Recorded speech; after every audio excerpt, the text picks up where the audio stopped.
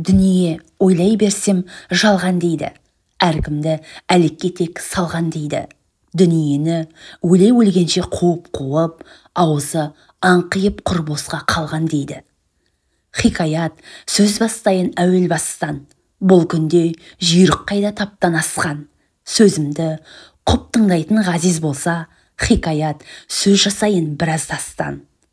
Заманды жылдан жылға қуландырды, бойыңды алтын күміс буландырды.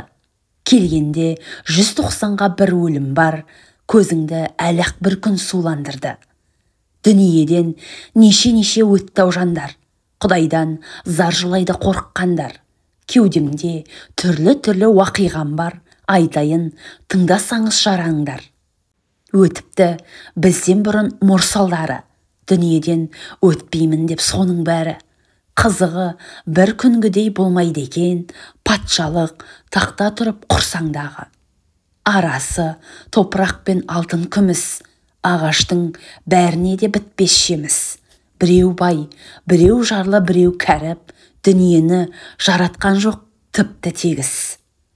Алтыннан жер астында кімге пайда, дүниеде ажал келсе болмас айла. Болмағың жақсы жаман құдіреттен, шөп шықпас, шу жүрмес, су жүрмесе. Шөп шықпас, су жүрмесе терең сайға.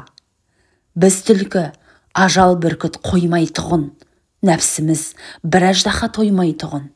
Күнәміз мықтап тиген ол бір киім, нәрсеге одан басқа болмай тұғын. Тіліміз өткір қылыш қойған қайрап, жұтады 30 тісің нәпсің шайнап.